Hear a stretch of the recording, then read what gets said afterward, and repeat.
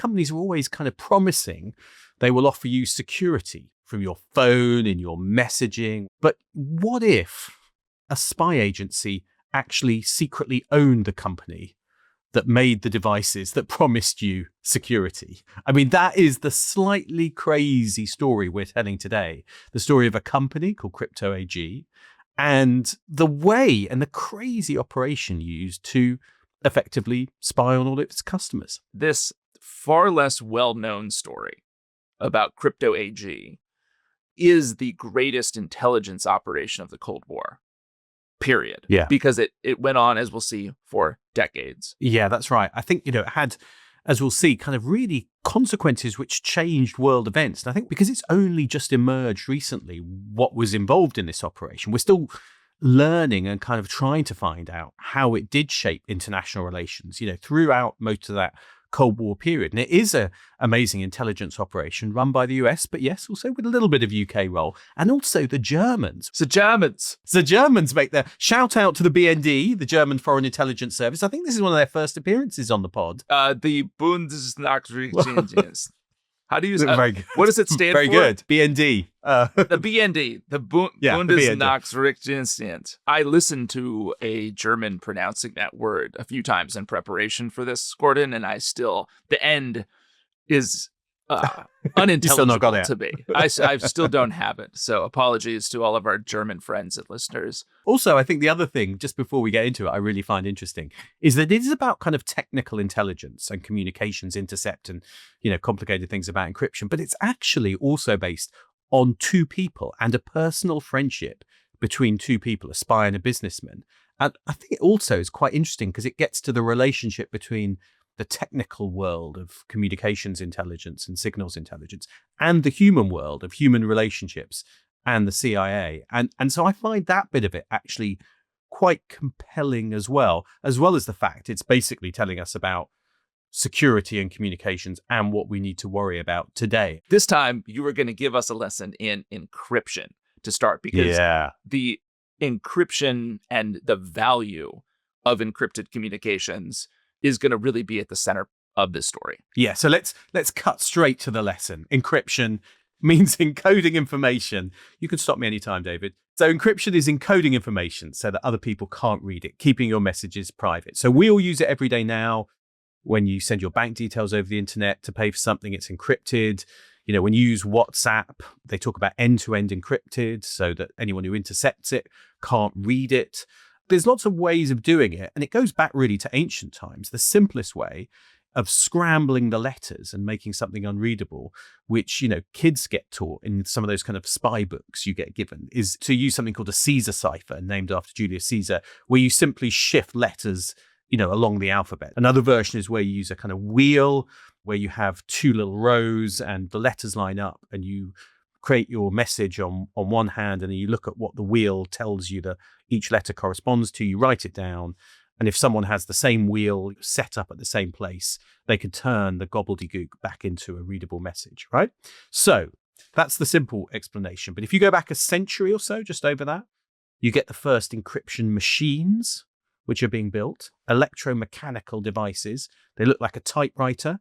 You type your message on a keyboard, scrambles it with rotors which turn, which give you lots more combinations, making it harder to crack. Then you get out the message, looks like gobbledygook on a bit of paper. You can transmit it over radio, Morse code. Only if you've got another machine with the same settings can the person who receives the message read it. February 1918, a German engineer named Arthur Scherbius, I think is the right pronunciation, now whose other inventions included an electric pillow. So I love that fact. He is going to invent a machine which he's going to sell to businesses with a slogan: "One secret, well protected, may pay the entire cost of the machine." Good salesman. And he's going to call the machine Enigma because it's so mysterious. Of course, it's going to get very famous. It's actually made for businesses originally, but governments immediately see, well, there's some advantage when you're sending diplomatic messages, intelligence reports, military orders, to have them encrypted. Obviously, where you've got secrets, spies are going to try and steal them. So where there's code, you get code breakers.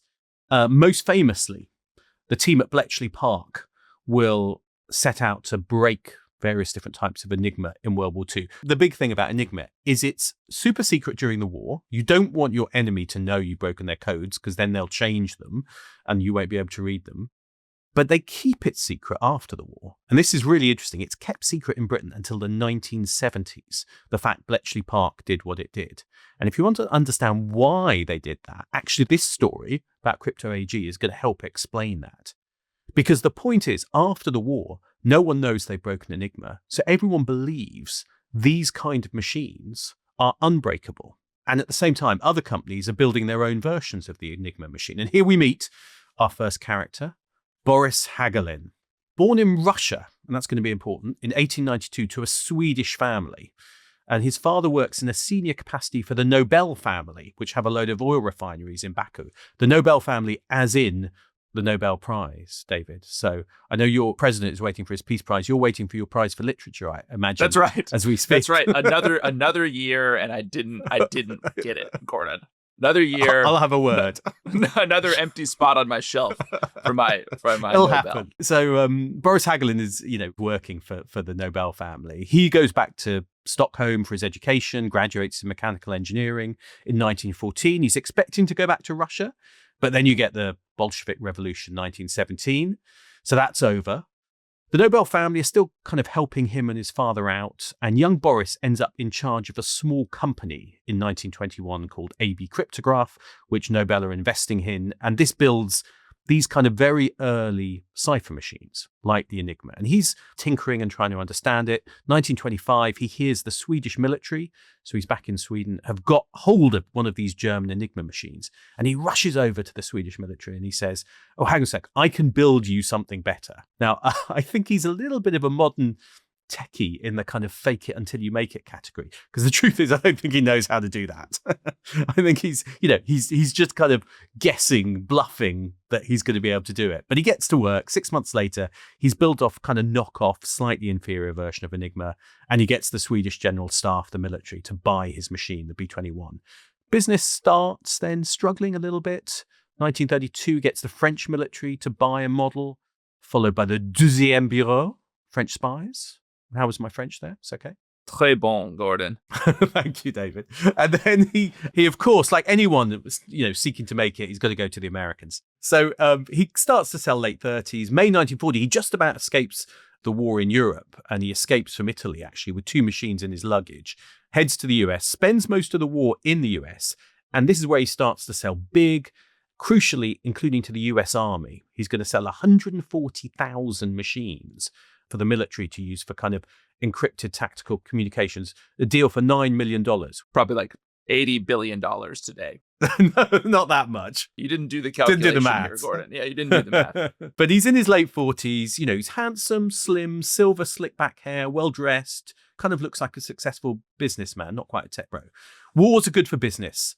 1948, he goes back to Sweden, but then moves the company to Switzerland. It merges with another company, and it's going to become called Crypto AG. Crucial thing is, it's starting to build better machines. And he's going to think, I'm going to start selling these around the world. Everyone wants these machines. Start of the 50s, Crypto AG builds a new machine called the CX52, which is a massive improvement on the previous ones. It's actually quite good. And it's so good that it freaks out US intelligence, who, when they see it, realize we can't break it. And this is the central problem then. What do you do when someone is building in the private sector high-grade encryption and offering to sell it to anyone? And that is the problem. Well, and it makes me think, Gordon, it's not encryption. It's actually the opposite. But it makes me think of the Israeli software developer, NSO Group, that made the Pegasus spyware, which essentially was a zero-click exploit that enabled the user to get access to a target's phone. And that private company sold that spyware, to the Emiratis, and I think they sold it to a dozen other governments that used it to sort of monitor internal opposition. It's something that's commercially available and that immediately has intelligence or national security sort of implications or use cases. And it reminds me of that here. It's like, how do you as a government or an intelligence agency deal with a threat in the private sector? And try to prevent that company from, quite legally, in most cases, selling their wares to rivals. And what's interesting in this case is it's a friendship. And that's where this kind of issue of friendship comes into play. Because the friendship is going to be between Boris Hagglin, the businessman, and another man who is actually America's top codebreaker. And it turns out they're friends. Now, his name is William Friedman, and he's described as the father of American cryptology. He's credited with coining the term cryptology to kind of talk about the science of secret communications. Now, here's what's interesting. He was originally called Wolf, not William Friedman. And he also has a Russian background. He's the son of well-educated Hungarian Russian Jewish family who flee Russia just after he's born, almost within a year of Boris Hagglin, and his family go to Pittsburgh. So as a child, he gets into codes. So he reads a short story by Edgar Allan Poe, which I think is called The Gold Bug, where there's a kind of secret code and a treasure hunt, and the kind of people have to decode it, and that gets him into it. He's then go to work at a private research lab where he meets Elizabeth, a young woman who's also a code nut. She's spending her time looking for secret messages hidden in the works of Shakespeare and other Elizabethan writers. Sounds like a perfect match. It is a perfect match. I mean, they inevitably fall for each other and get married. And he's a kind of balding, quite dapper in his dress, often got the bow tie, neat moustache. Looks like a kind of crypt guy, I guess, if you want to be stereotypical about these people. Is that harsh? Is that because of the bow tie? I feel like 50s crypt people, that was their look, was kind of bow ties and dapper dress. I don't know. Thin mustaches. Thin mustache, exactly. Goes to work for the US War Office in code breaking in the 20s. Interestingly enough, America had done code breaking in the First World War, a place called the Black Chamber, secret facility in New York, which famously gets closed down because the Secretary of State says, "Gentlemen don't read others' mail," which I love. It's like such a simpler time. It was a simpler time. So what happened to that? Yeah, it's gone. But Friedman's going to be tasked with rebuilding after the kind of closure of the Black Chamber, a new service within the US Army. It's interesting. He works with his wife a lot. And the first kind of traffic they're cracking is what's called rum runner traffic, because this was the days of prohibition, David. Can you believe that day when the US banned alcohol? I mean, seems bizarre to you after our cocktail making. Yes, that's what I was thinking the other week. As someone who participated in a cocktail making live stream in which I consumed 3 quite strong drinks between 2:30 and 3:30 p.m. in the afternoon. No, I cannot imagine the world of prohibition. Having my freedom to do that taken away, Gordon. Although that evening I might have hoped for someone to have prevented me from doing that. So. Yeah, but yeah, a reminder, if you want to learn how to make some of those crazy cocktails, I think the live stream is still available to club members. Oh, it's very available. Yes, join the Declassified Club and you can watch us having a few drinks in the afternoon. But anyway, this time back to prohibition. Criminal gangs are smuggling liquor into America from outside the US, organized by radio using codes. And Friedman's wife, Elizabeth, works in the Coast Guard, and she and her husband will kind of crack the codes. His team have got a nut file, which is all the people who are kind of claiming to have built unbreakable codes and demanding $1 million from the government, or else they'll sell them to other countries, which I love. You maintain a nut file on our club members too, right? On our secret squirrels. I do not. Everyone's got a nut file. Every secret squirrel is valued. Has a nut file. But as the 30s progresses, Friedman and his kind of army intelligence unit then see a new Japanese kind of code system called Purple, which is their high-level cipher machine. Huge pressure to break it as the war approaches. Friedman actually, at one point, has a breakdown and is hospitalized. But he's going to become a kind of core figure in American code breaking. And of course, he meets Hagglin in the late 30s when Boris Hagglin is trying to sell his crypto devices. And Friedman takes a look at them. He's not actually that impressed. Quickly works out how to break it. But the two men become friends. And I guess it's obvious why, isn't it? They're both Russians. They both love codes and cryptology. One likes making them, one likes breaking them. But you can see why. They're kind of two kind of nerdy crypt guys. So, yeah. And their wives are also going to become good friends. And that's going to last throughout their whole lives. And they'll stay at each other's houses when they go visit. So, back to the story. 1951, the US is worried about Boris Hagglin building new machines that they can't break. So Friedman, now working for the NSA, the National Security Agency, decides, well, maybe I'll go talk to him. And so that is going to lead to a dinner at Friedman's favorite haunt, the Cosmos Club in DC. Is that still there? Does that still exist? It's still there. I've not been, but the pictures online were quite lovely. It made me wish I'd been invited, Gordon. It's kind of got this air, even in the pictures, of you're going to have important people sitting, kind of having conversation over these tables in this sort of grand dining room, hashing out really important political arrangements. And that is exactly, isn't it, what Hagglin and Friedman work out when they're at the Cosmos Club. It comes to be, I love this, it comes to be known as the gentleman's understanding. Yeah, that's right. So let's maybe take a break there. And when we come back, we'll learn what this gentleman's understanding really means. This episode is brought to you by Attio, the CRM for the AI era. Now, David, people think that spycraft is just car chases and secret codes, but an awful lot of it is just idling around, waiting for the action. It's a bit like starting your own business. You think it's going to be as easy as creating and selling a product, but the reality is business owners spend far too long trying to get their CRM to fit a system not built for them. Attio's AI-driven CRM enables you to take control of your platform, to build something from the ground up that fits your needs. James Bond had Q's X-ray shades, an explosive watch, and a pen grenade. Business owners have Attio's real-time customer insights and platform that grows with them. All tools relevant for your mission to build a company from the ground up. Attio even has something called agent collaboration. Yes, but in this case, that means giving people the ability to let AI work seamlessly in the background for them. Try Attio for free at attio.com/trick.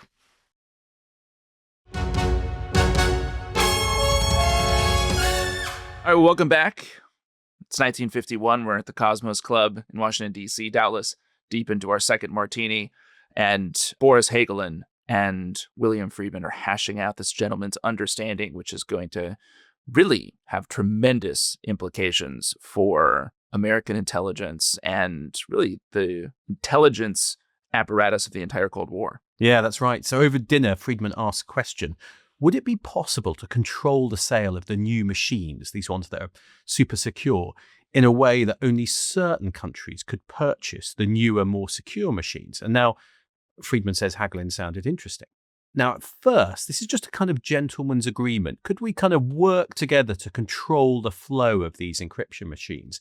But it's going to kind of evolve into a formal deal and then something even more intense and surprising. Does Hagglin know that Friedman works for the NSA? Yeah, and I think he knows what he's doing. I mean, yeah, that's what is interesting about this. He's not doing it even for the money particularly or for anything else. I think he's doing it partly for friendship and partly because I think he kind of gets it and understands it. So it's interesting, isn't it? Because there's no doubt he knows exactly what he's being asked to do. Because effectively, what he's being asked to do is restrict the sale of his most sophisticated models to just countries approved by the United States. It's kind of like, export controls for weapons. But that's one thing. But then there's something kind of subtler which goes on. Because I think if it was just that would be kind of okay.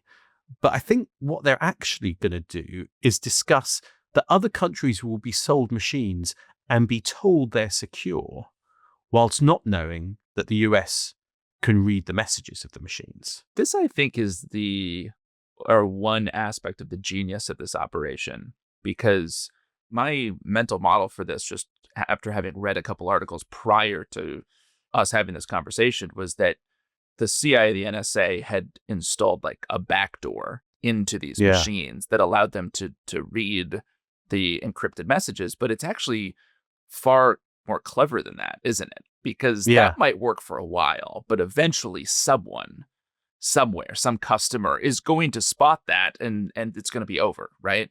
The really, I think, diabolical piece of this is that the idea was just to reduce slightly the complexity of the code so that the CIA, the NSA, whomever, is still going to have to decrypt it, but it's just going to be made far less challenging to do so.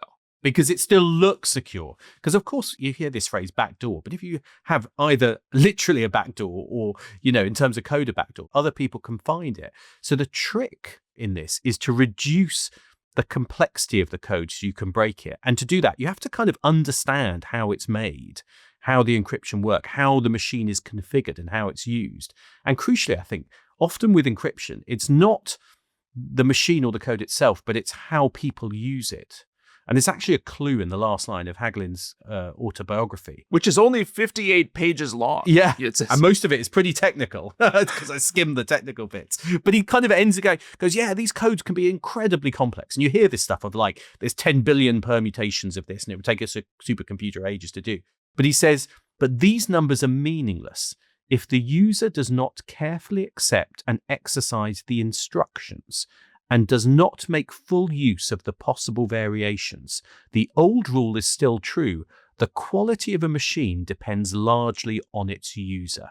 It's a killer statement, because it was also true with Enigma machines in World War II, that part of the reason the Brits could break them was because the Germans would kind of have predictable words in them. And the key thing, as he's saying there, is you have to follow the instructions to set up a kind of machine and make it work at the highest level. You got to follow the instructions. So here's the question. What if you even sold the same machine to two different people, but you gave them different instruction manuals? And it's so brilliant. It's so sneaky. And so if you use one instruction manual, you're using it properly, and you're going to have a kind of unbreakable code, or close to. But if you use a different manual, you don't know that you've not set up the machine right. And even though it looks encoded, it's encoded only to a certain point where most people can't break it. But if you know how the code was made, and you've got some supercomputers and you're the NSA or whoever, you can break it. I mean, that was one of the kind of geniuses of this operation. And there's even kind of secret marks on the instruction manuals to indicate, which ones are for whom. And so effectively, the NSA is going to start writing the kind of instruction manuals for these machines. It's brilliant in a way, because you're manipulating the way people use it, but not in a way that's going to be obvious in the machine itself. Should say GCHQ, the Brits. I knew it was coming, Gordon. They're also aware of this. I could sense it. It's not just the Americans. But they're getting everything, presumably, right? GCHQ, yeah, exactly. The Brits are getting access to all of this product. Yeah, because Friedman goes to Switzerland, and he goes on these visits to Switzerland to see Boris Hagglin. When he comes back, he stops off at GCHQ, tells them what's going on. It's interesting because NSA are actually a little bit cautious about this. This is interesting culturally, I think, because NSA are kind of like, we like breaking codes and using supercomputers and computers to break codes and maths and all those things. We're a bit uncomfortable using businessmen to kind of manipulate the system. That's not their kind of comfort zone. There's some agent handling involved here, it sounds like, Gordon. Yeah, exactly. And they don't like it very much. So crypto AG, I mean, it's crazy. They are going to supply different machines to countries, and also similar machines, but with different instructions to countries around the world. And what that means is that more than 100 countries around the world are going to get machines where the US can read their messages. I mean, this company is going to get rich by selling customers compromised equipment. I mean, it's crazy, isn't it? I mean, in terms of a business deal and an intelligence deal. I mean, the customer list it's interesting, right? Because it's not the Soviet Union and China, right? So it's not the kind of big dogs. They're off the customer list anyway. But it is a massive list of very interesting other countries like Egypt, Iraq, Iran, Saudi Arabia, Syria, Pakistan, India, Jordan, the Vatican. That's a good one. Argentina, Italy. I mean, this is the other, I think, fascinating thing, and has real echoes of the Snowden story, where, shocker, the NSA and GCHQ were spying on our allies, our dear allies, like the Germans.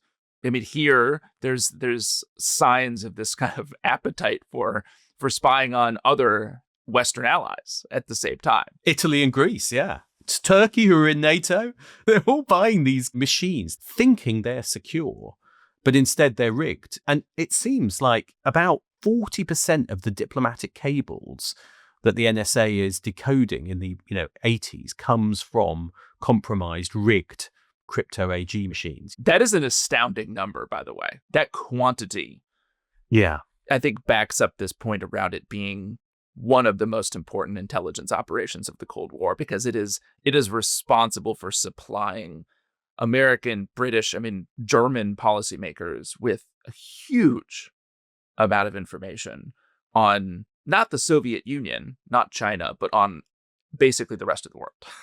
And it's kind of interesting because we'll come to later how this all emerges. And actually the full details of this has only just emerged in the last few years. So in a way, we don't know the full extent of how that intelligence was used. But there's some really kind of interesting little examples. So in the summer of 1958, there's a coup in Iraq, and army officers who are sympathetic to the Egyptian president, Nasser, overthrow the pro-British regime in Iraq. And the fear is that they'll then move on to Jordan and overthrow a pro-British regime in Jordan. But Britain's able to move troops quickly enough to forestall that.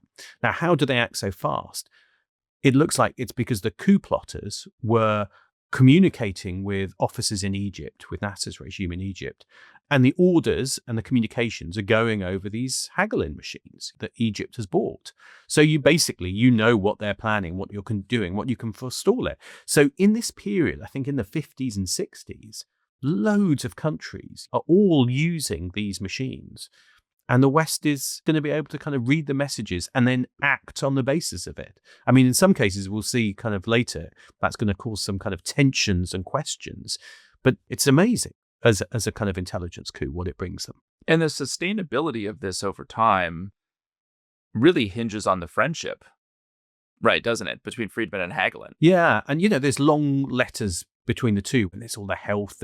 Boris sends pictures of his wine cellar in Switzerland. They talk of their grandkids. It's clearly like a real friendship. And as to the question of why Hagglin does it, he doesn't seem to have any qualms about it.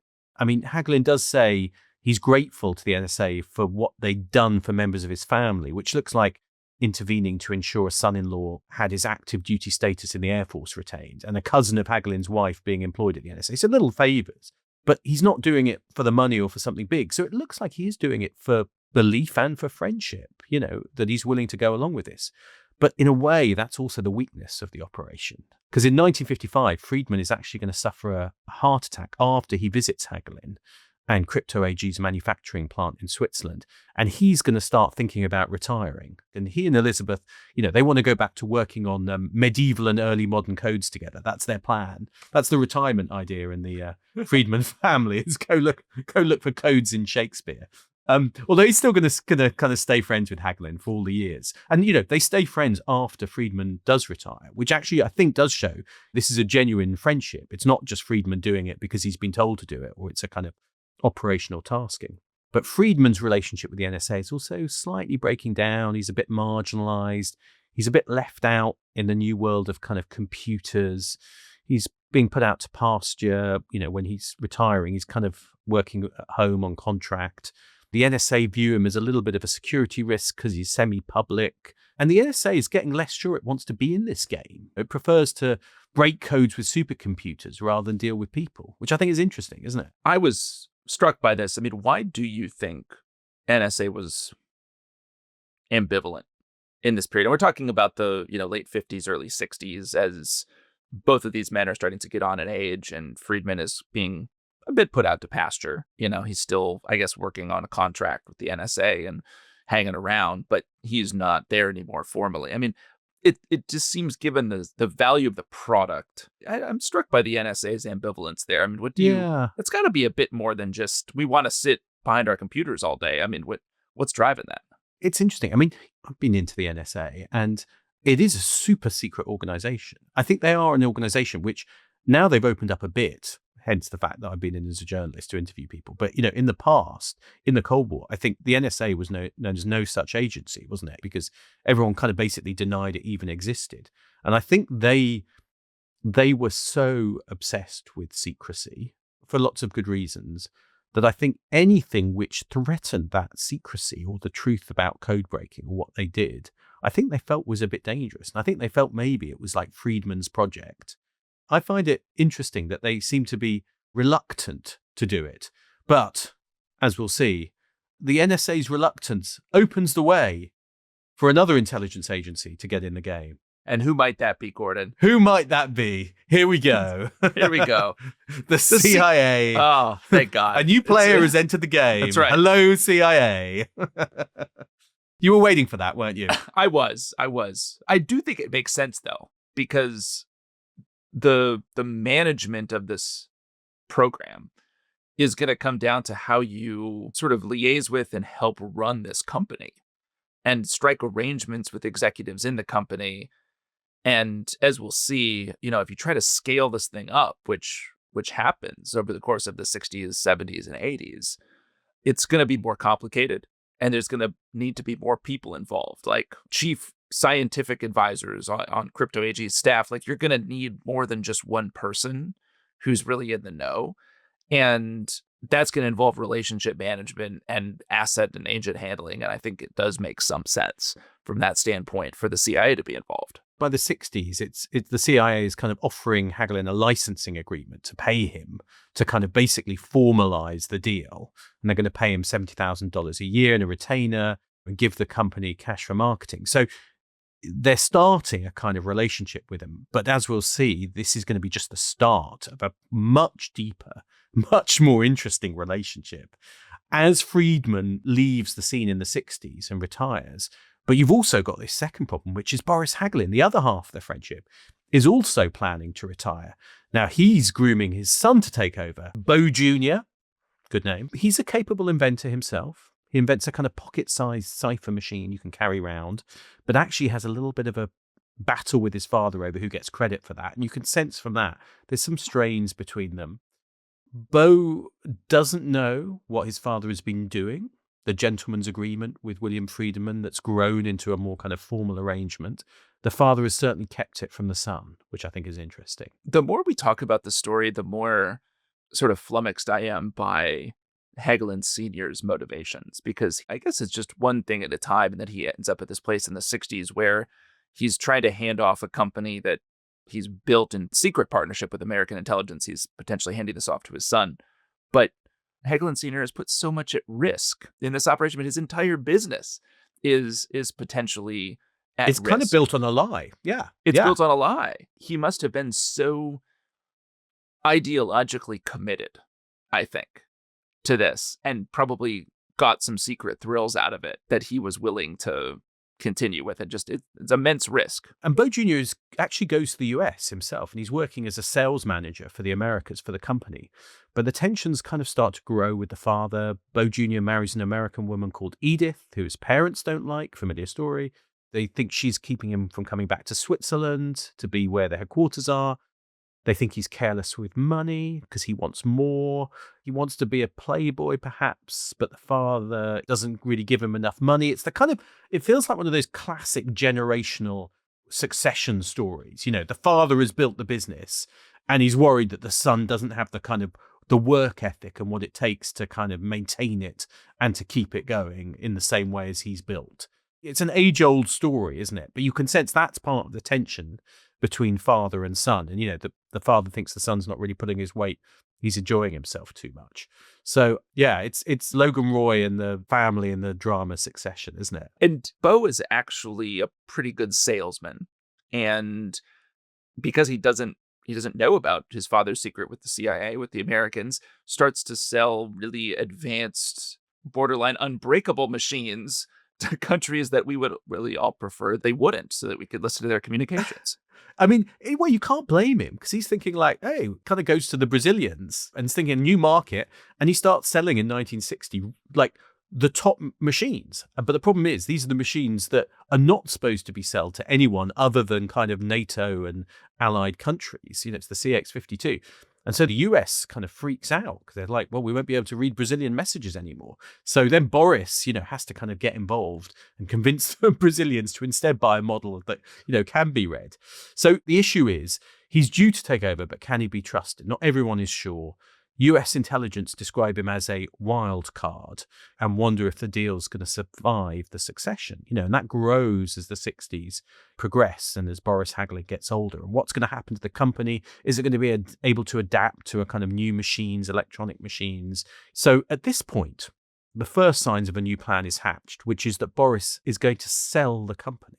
And he doesn't tell his son who he's going to sell it to, but he talks about selling it.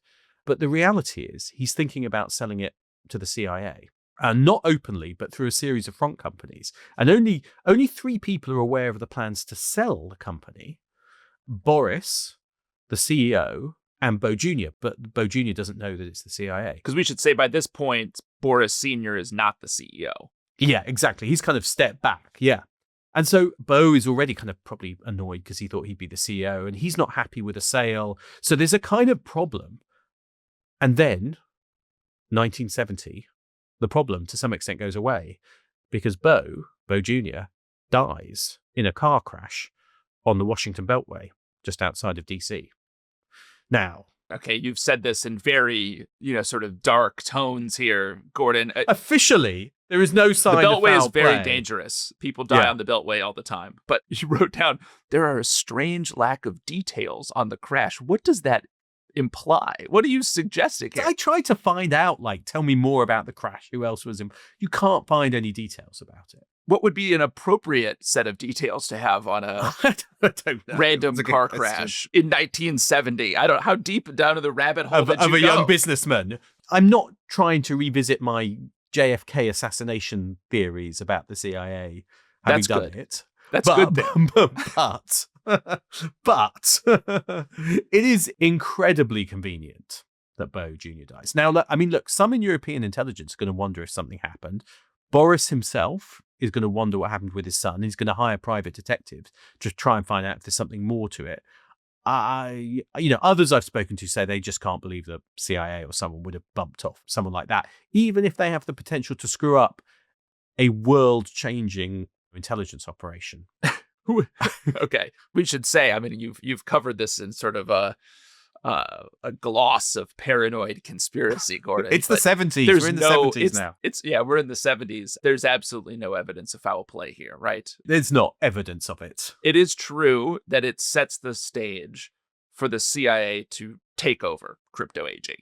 Bo Jr. was a potential hurdle on that path, and he's now out of the picture. So it's so interesting, this bit, which is how does the CIA, and we flagged also the Germans, come to buy it? Now, as we said before, the NSA had kind of got less interested in this, partly because their top target is the Soviet Union, and they're not using Hagglin machines, and they're kind of focused on computing power. And the CIA is kind of very interested in this. And I guess it's fair to say, isn't it, the CIA has always had a little bit of game in that kind of communications intelligence, signals intelligence world, hasn't it? It's not that it always leaves it to the NSA. Well, yeah, I guess a couple examples. One that comes immediately to mind is the Berlin Tunnel operation, run by a friend of the pod, Bill Harvey. Later involved in the JFK assassination, allegedly. Alleged by Gordon Carrera and other... conspiracy theorists. Yes, I've added that to your nut file, Gordon. So that bullet point has been added. It's a big file. But yeah, so the Berlin Tunnel was CIA digging a tunnel into the Soviet sector of Berlin, wasn't it? To literally tap the communications. It also reminds me of an operation, Gordon, we mentioned briefly in our series on Adolf Tolkachev, the so-called billion-dollar spy. The code name for this one, I believe it was GT TAW, and it was an effort by the CIA to essentially, they would send someone down into a manhole outside of Moscow and place a collar on a communications line that the Soviet Ministry of Defense used. And so there you had this example of the agency essentially, tapping a communications line, collecting signals intelligence from that, but at the core of the operation is a human, right? It's a CIA officer who's responsible for maintaining that collar and all of the tapes associated with it. What is often not well understood about signals intelligence is how much of it is human enabled in some way. Like, you go through the chain of the operation and how this stuff is physically collected, and at some point there's a human involved in the process, right? And oftentimes the access that human has been, sort of curated by the CIA, right? Yeah. And it's a natural fit. So there's more of a partnership, I think, between the CIA and the NSA on signals intelligence than is often well understood. Yeah, because even if you go back to Stuxnet, the virus that gets into the Iranian system, at one point, they're getting a human engineer to put a USB stick into an Iranian computer. You need a person to do that. And I guess that's the point, about this operation, is that, yes, it's about collecting communications intelligence, but it's actually, as we've established, about managing people, salesmen, engineers, persuading other countries to buy and trust things. And I guess that's why the CIA feels more kind of comfortable with it, maybe, than the NSA did. Now, but the other question is, how come the Germans? Now, this is really interesting, because it seems like some Western European services knew or had worked out what was going on with Hagglin. And in 1967, the French approached Hagglin to buy the company with the Germans. But Hagglin says no and tells the CIA, because obviously he's got a relationship with them. And then I love this. The CIA director, Richard Helms, another friend of the pod, says to the Germans, if you ditch the French, we'll buy it with you. And it's basically, I think it's fair to say, the CIA are like, yeah. It's a good idea buying it, but I think we're the ones to do that. Because I think it's fair to say that the CIA and the French did not entirely trust each other at this point. That's shocking. The relationship with the Germans, though, between the BND and the CIA is interesting. Is much closer, though, isn't it? When you look back on it, it's interesting, isn't it? Because the BND, obviously, after the Second World War, Germany needs a new intelligence service. The old Gestapo and the military intelligence is gone. And it's basically founded by the CIA. And it's kind of the CIA half running it for them. It's their people. They've got deep relationships with the Germans in that kind of early Cold War period. So it kind of makes sense, doesn't it, that, CIA and BND kind of trust each other. And then there was other reasons why I thought it was interesting why the CIA would be happy working with the Germans. I mean, one of them is that, you've got a company which is based in Switzerland, so obviously neighboring Germany, and you're going to need engineers and people to help. And it's a lot easier if you've got the Germans on board and you can send some engineers from Siemens, the company. It's a kind of German company which German intelligence is going to have a relationship with. You can send them over and to kind of deal with it. You can have people going back and forth in a way that looks a lot less suspicious than a bunch of Americans turning up at Crypto AG headquarters to talk to them or to deal with it. You can see why there's a kind of benefit to keeping it covert if you use the Germans as a partner. The CIA and BND are going to go halves on it, sale for about $5.75 million to buy the company, organized through lawyers, shell companies in Liechtenstein. So it's not like, the CIA kind of on companies' records, it says, bought by CIA, BND. And so all the staff of the company, Crypto AG, don't know who owns it, which is kind of nuts. I mean, they think it's some business, kind of group, I guess, one of these shell companies. So only Boris Hagglin and the CEO know about it. All the profits go through Liechtenstein and then come to Munich. And I love this fact. The BND pick it up and they pick up a load of cash and they hand it over in an underground car park in Munich to the CIA, who are kind of running an operation out of the consulate in the city. I mean, you just imagine literally bags of cash being handed over in an underground car park. I mean, it's crazy. You would think, two services running a joint operation, there is going to be tension and misunderstanding and, differences of perspective. But I was amused to see that the CIA thought the BND was primarily using this as a money-making operation for the service. Yeah. The tension grows because the CIA think, well, the Germans just seem to be more worried about the money than the spying. But I love the fact the Germans are shocked that America is using this to spy on lots of countries that appear to be allies, including NATO members like Spain, Greece, Turkey, and Italy. And I just love, and of course, you're the Germans, you're like, they're our European partners. A long tradition of Germans being shocked by spying on allies, which I think is total garbage. Personally, they are very good at play acting. The shocked partner. Oh my goodness, we're you Americans spy on the Greeks gambling in this casino. So through the 70s, the operation is still going to be very successful. So again, just a few quick examples of the success of it. Egypt is a big customer. 1978, President Sadat of Egypt taking part in the Camp David negotiations with Israel, brokered by the US, and all the Egyptian communications back to advisors in Cairo for Camp David are monitored because they're using crypto AG machines. They can see what the Egyptians' bottom line is, and this is described as priceless intelligence. So again, you get a sense of the value of this. Following year, 1979, Iran hostage crisis, NSA is reading about 85% of Iranian comms. Although it's interesting because they're still taken by surprise. And Bobby Inman, who was head of the NSA at this time, has said on the record, I think, to journalists at the Washington Post, that during the Camp David negotiations, that the NSA was able, through providing the transcripts of, these diplomatic communications and sort of the back and forth between Sadat, who's negotiating, and then, his advisors, presumably some of whom are in Cairo, that he was able to answer well over 80% of the White House's questions on sort of how the Egyptians were positioning themselves. So Inman basically said it was absolutely critical intelligence to have, and so valuable. I also found a great story from this period, Gordon. Billy Carter, who is the sort of boorish brother to then President Jimmy Carter, and who also, Gordon, famously promoted something called Billy Beer in the United States. Did you ever have Billy Beer? I never had Billy Beer. I haven't either. I think collectors still try to get the cans. Essentially, he was using his access to the White House and the Carter name to make money. There's an intercept of Libyan communications in this period that show that Billy Carter was on Gaddafi's payroll as a kind of, lobbyist, right? Getting access to the White House. And Inman, who was the NSA director at the time, sees this intercept and is like, oh, crap.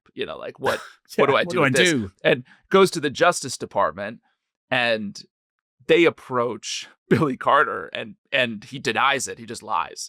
And eventually they work out a deal where he has to register as a foreign agent. But that whole chain of events is because the Libyans are using crypto AG machines. And that's the thing. There's so much we don't know. I mean, the other bit that's interesting, I think, is it's being used a lot in Latin America. And in the 1970s, you get this wave where countries are overthrown by some pretty brutal military hunters, and kind of dictatorships emerge where they're going to use repression against their political enemies and their own people. And these militaries that take over are using crypto AG to communicate. And I think a lot of researchers have raised the question, well, does that then mean that the US government knew exactly what these militaries were doing in terms of, repressing their own people? So Salvador Allende gets overthrown by the Chilean military led by General Pinochet with CIA help, it's worth saying, and thousands are killed. Then you get the same in Argentina, where a junta takes over in 1977. People are getting thrown out of airplanes, dissidents disappeared, all these things. And it does raise the question, well, does that mean the US knew all about what these militaries were doing against their own people because they were inside their comms because of crypto AG? Well, that's right, Gordon. I think maybe there you mentioned Argentina, which is going to be so critical to how this operation almost entirely unravels. So let's take a break. When we come back, we'll see how the CIA, hopefully, Gordon, manages to hold this entire thing together.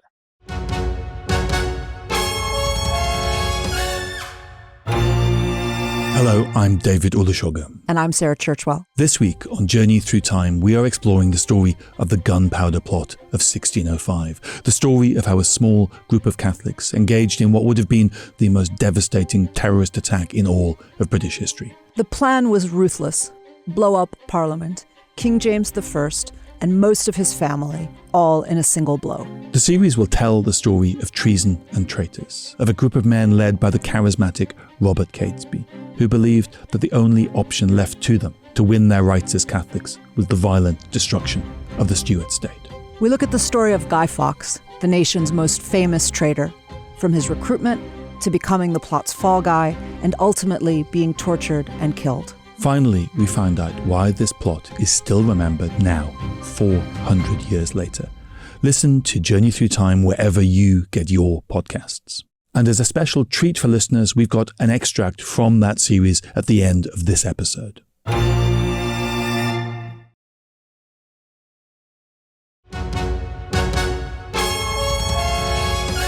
Well, welcome back, Gordon. We left on the cliffhanger that Argentina was going to almost screw this entire thing up. But before we get there, Gordon, I think it's fair to say that in the 1970s, Mo Money mo problems, as they say, right? For Do they? the good folks at Crypto AG. Yeah, it's really interesting. So in the 70s, it seems to be motoring along, but you can start to see the tensions, which are actually going to lead to the unraveling of this operation.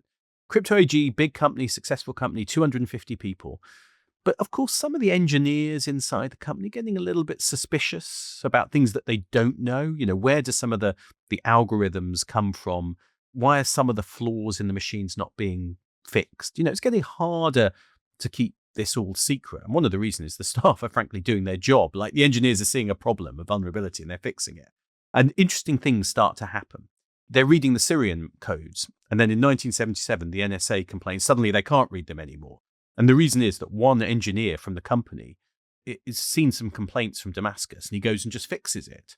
He's doing his job, but he basically gets fired, partly because he's suspicious about what's going on. And, the CIA is actually a bit annoyed about this because they think maybe it'd been better to keep him on the payroll, to keep him quiet. And you get other engineers who are kind of aware of something secret. They're going to start drinking. They're going to start telling their family, these crazy, what sound like conspiracy theories that there's spies behind the company and people think they're nuts. The company is going to start hiring engineers, one who's described as too bright to remain unwitting. And it's a woman who starts to build more secure machines.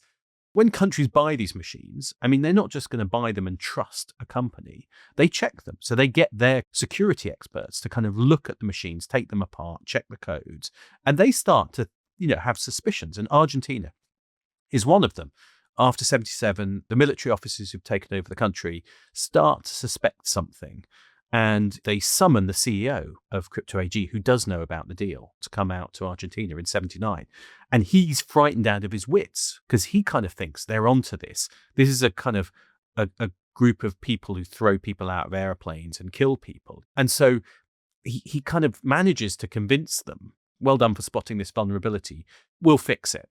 And of course, he's going to fix it in a way they can still read it. And it's interesting because the Argentines will keep quiet about it because now they realize there is this vulnerability.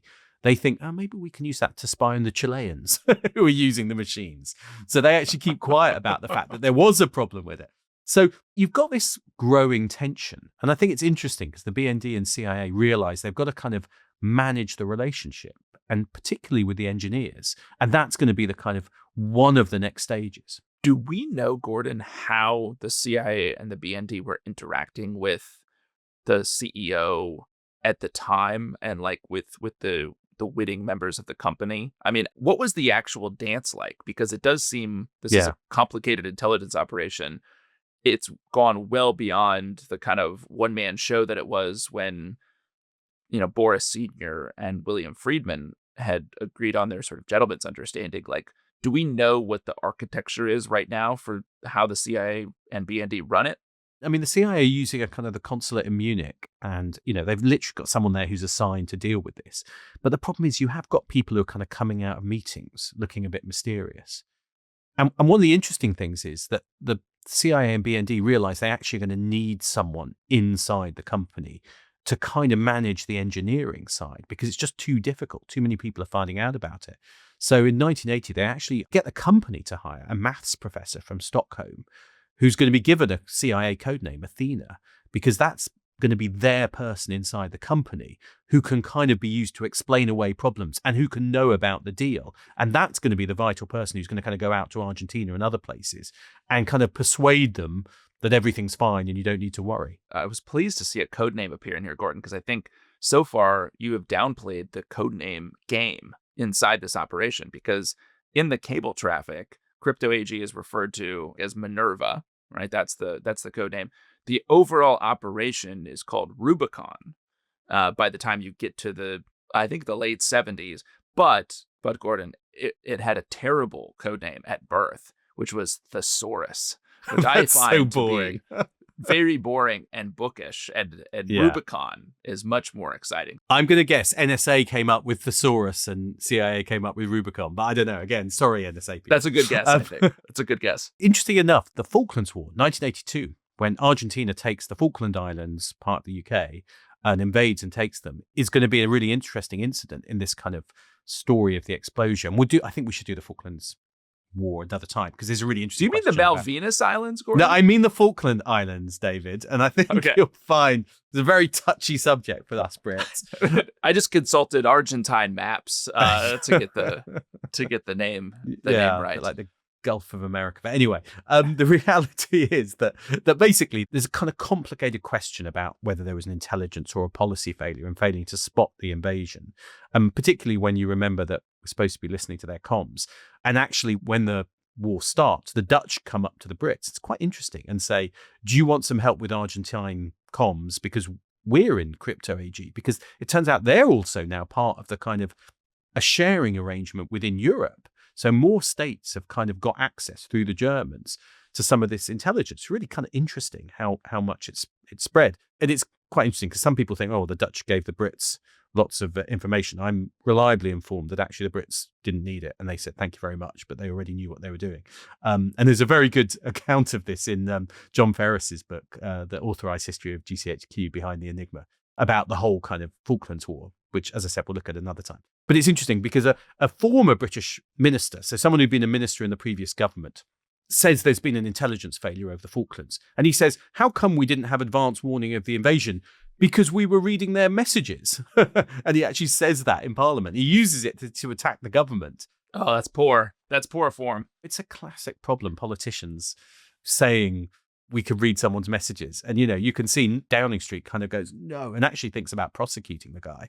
Because it's the Argentines, of course, now realize their messages are being read in the middle of the war. You can't change your equipment in the middle of the war, but they start changing the keys that are used to use it.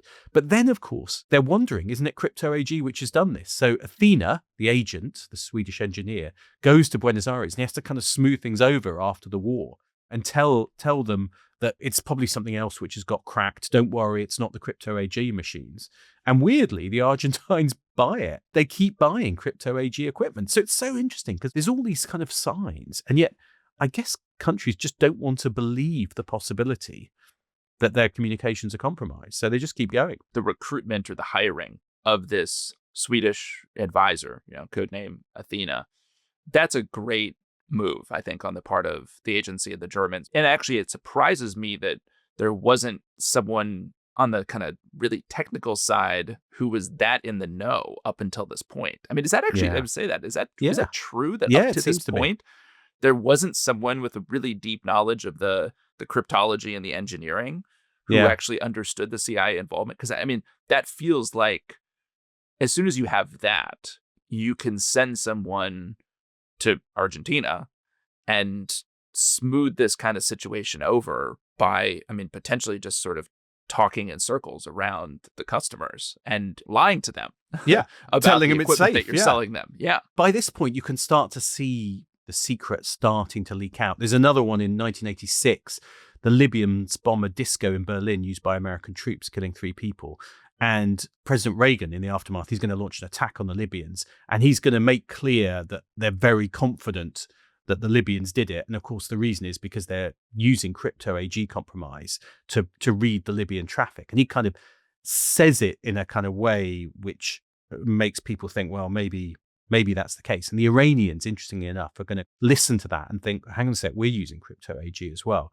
And then a big moment comes in 92. One of the company Crypto AG salesman is going to be in Iran and he's going to get detained by the regime. And it's possibly they're detaining him as a bargaining chip on other things. And he doesn't know about the deal. But they're going to interrogate him and ask him about Crypto AG being rigged. So they clearly by now are suspicious. After the Libyans, after everything that's happened, going to become a big case. And people in the CIA and BND are freaking out about the fact this engineer has been detained. It's called the Hydra affair, and there's lots of stuff going on. He's not witting, though. No, he's not witting. And it's so interesting because that's going to be part of the problem, because in the end, the Germans are going to pay, I think, $1 million to get him out, a ransom. They try and get the CIA to pay up, and they won't, it looks like. He gets out, and then he's kind of angry and suspicious about something, and he starts doing all these interviews in which he's telling people in the interviews that the Iranians kept on asking him and interrogating him about whether the company was rigging the equipment and was being used for espionage. And it kind of shows the dark side of this operation, or the dangerous side for staff, because an engineer or salesman like him, is actually part of an espionage operation, traveling around the world to dangerous countries, but unwitting. They don't know that they're actually working for a company owned by the CIA. And so these people are kind of being put at risk to some extent by not knowing that they're actually secretly, engaged by the CIA. So it's interesting, the morality of that. But now the secret is starting to leak out. Journalists have been sniffing around the story.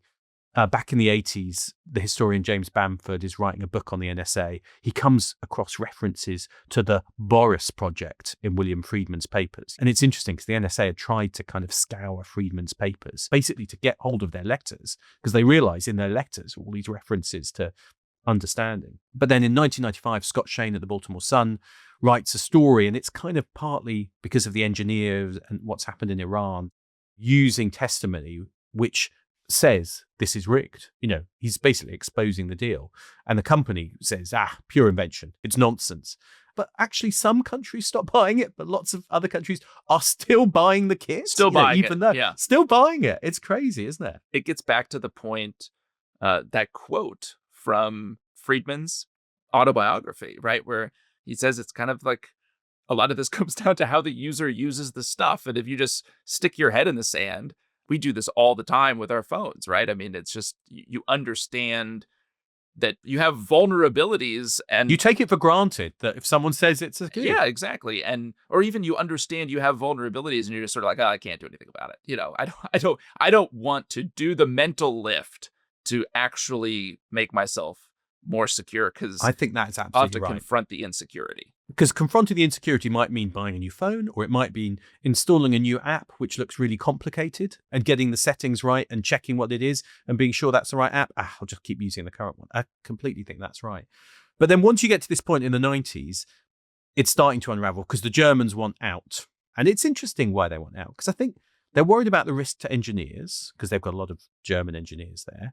They're worried about it being exposed because you're having all these stories. Also, every intelligence service in Western Europe seems to know about this, right? I mean, the French know about it, the Dutch know about it, the Germans are doing this with the CIA. But here's the problem, of course, for the Germans. They also know that the Americans are using it to spy on people like the Spanish and the Italians, on their neighbors, who they're supposed to be friends with in the EU, in the European Union. For the Germans, it's kind of awkward, isn't it? Because you're part of an intelligence operation with the Americans, who you occasionally dismiss as those, people over there. But that the Americans are using it to spy on the people you're now allied with in the European Union. And they're kind of worried this could get very messy for us diplomatically if it comes out. So they basically decide we want out.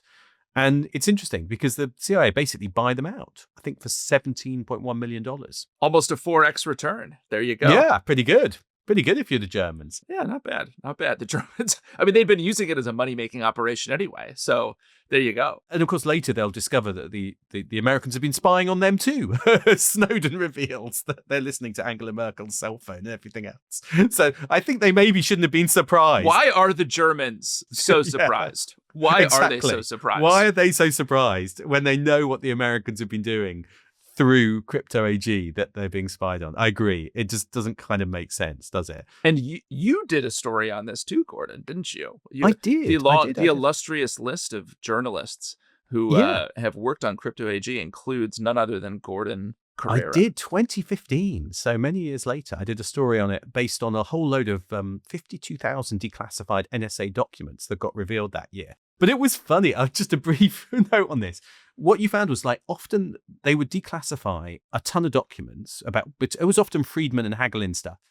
And they declassify different drafts of the same document. But obviously a different redactor had looked at the different documents, because in one sentence would be redacted. Another was a copy of the document in which another sentence had been redacted, but the first one was there. And so you could piece them together and basically work out the story. And the story I did back in 2015 was about kind of NSA and GCHQ spying on the world.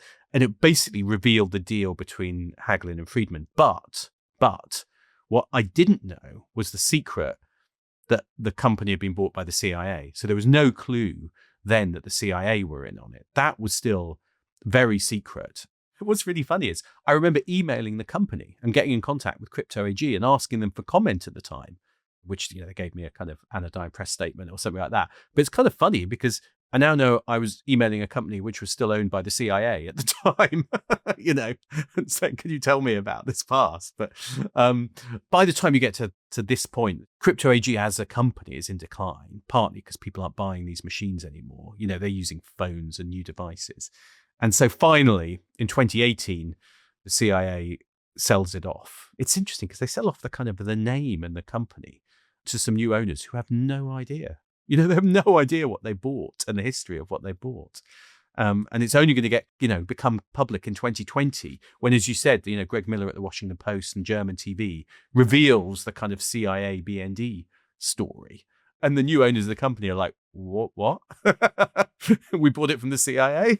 It does raise some very interesting and I think at this point unanswerable questions, which are fascinating to me around when the sale was happening. Who was on the other side of the table? Was it just a set of lawyers representing the ownership interest? Yeah, I'm guessing some Liechtenstein lawyer that maybe also had no idea that the CIA was involved. Yeah. So I guess at that point, 2018 it sold off. 2020 news gets exposed. And at that point, the operation is finally over.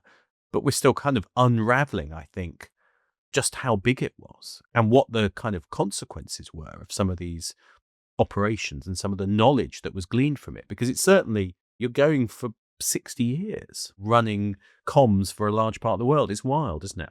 It does, I guess, raise the question of whether it would be possible to do something like that again. Is there a modern parallel to this that could be happening right now? There are some parallels in what came out in the Snowden papers where you realize that they were fiddling with the encryption. So I think there's some interesting stuff in Snowden where there were a couple of programs that NSA and GCHQ were doing where it looks very similar, in which different types of encryption was being sold for export versus for use at home, and where you could imagine the kind of very similar way, but now in the electronic world, that the complexity of the encryption, how breakable it was being manipulated. And again, the kind of instructions might be manipulated. So there are definitely parallels there, although the relationship between big tech companies and governments is different. This was a small company that the US could own, wasn't it? But if the US government goes to Apple or to Google or someone, those are bigger companies than governments, frankly. And you can see that, the UK government gets into battles with Apple about encryption over some of the same worries about having unreadable messages. I guess an equivalent would be if a new, let's say a company in Liechtenstein or in Switzerland or in some kind of semi-neutral feeling place, a software company had developed, a secure messaging app like Signal. And if that app were to spread around the world and get downloaded on everybody's phones and everyone, huge numbers of people start using it. And if at the core of that company, the founder and CEO were actually working for the CIA and had provided the CIA with the ability to have some leg up in how you actually would decrypt them, that would be sort of a modern, I think, equivalent to this, because it makes the point around the massive quantity of encrypted communications that the agency, the NSA, Western partners were able to decrypt because they had this in with Crypto AG. Like, the quantity of this is so staggering. It's not like this was the key to the kingdom on Soviet plans and intentions during the Cold War, which would have been the absolute gold standard for human intelligence or any kind of signals intelligence. But it's providing a huge quantity of really helpful information about a lot of, tier 2 or tier 3 targets that, it's still, important to US policymakers. So it feels to me like an equivalent today would be an app that everyone's got on their phone. Well, the CIA actually has a way to read those messages if they want to. Where the parallels come with the kind of questions about what tech you trust. Do you trust the kit that you're being sold? And it's why some governments have said they're nervous about Chinese technology. Do you buy Chinese telecoms technology? There was the big row around Huawei. The company always denied that it was providing back towards the Chinese state. There was never any evidence of that. But, that was the accusation, which was, well, if countries around the world are buying Chinese kit, then what if there is a way where by their understanding of it, they could get into it. I remember in the UK going to a place where they kind of pulled apart the Chinese kit to look for any kind of backdoors and to check the code for any kind of backdoors, looking for the possibility of what the fear was with crypto AG, that there was some kind of secret way in. So you can still see there is this kind of issue of trust in technology. Now, they never found any there, but that was always the fear, is that when you're buying your telecoms kit, your phone, the software for your phone, any of those things, and this is where it goes back to the Mossad pager operation. Do you know who is behind a company? Can you trust the kit that you've got? Because most of us are not going to be able to kind of pull it apart and check the code and get into it. And there's a related point to that on the evergreen value of collaboration between a spy service and commercial entities, right? And that could be true for purposes of just cover for a non-official cover officer, a NOC, or like in this case, there's a fundamental piece to the crypto AG story, which is if I'm the Libyans, if I'm the Saudis, if I'm the Pakistanis, if I'm the Argentines, I'm not going to buy encryption equipment from the United States. I'm not going to buy from an American company because I'm going to assume that company is collaborating in some way, shape, or form with American intelligence, right? But from a Swiss company with a bunch of German and Swiss engineers, like Switzerland, yeah. Right. That's a different story. And to me, it shows the value in a spy service recruiting inside a commercial entity. Like in this story, the CIA recruiting someone in a third-party country that can sell into a hostile state. Like that's a really valuable intelligence target. And that was true in the 1950s with crypto AG, and it's still true today. Well, thank you for listening. Just a reminder, you can join the Declassified Club, where you'll get plenty of things like bonus episodes, interviews, chance to kind of ask us questions. An entry into the nut file. The secret squirrel nut file. The growing nut file for squirrels. The growing nut file maintained by your intrepid co-hosts here. We do hope you join. And send us a message over whatever encrypted platform you trust. But otherwise, we'll see you next time. We'll see you next time.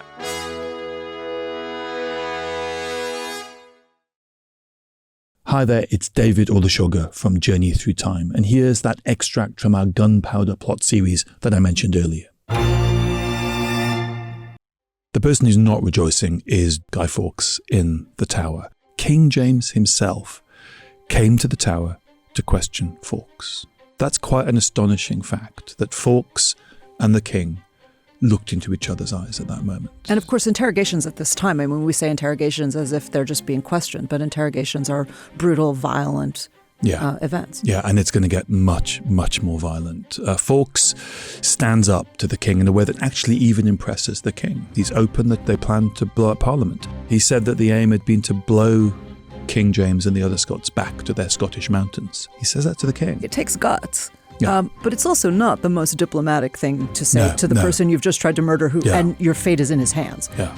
Well, I think Fawkes knows what's going to happen. I mean, the king was impressed by his obstinacy, that he would not reveal the names of his co-conspirators, that he was willing to insult the king to his face. And you have to say about Guy Fawkes, a man who'd been a soldier for 10 years, my God, he had guts. I mean, he is a bad man. He is a religious fanatic. He's not somebody I admire, but my God, he was brave. You know, you can be brave and wrong. Yeah. You can be brave and involved in things that are evil at the same time. And he was all of those things. But this willingness to stand up to the king, this is before the torture. If you want to hear more about gunpowder, treason, and plot, listen to Journey Through Time wherever you get your podcasts.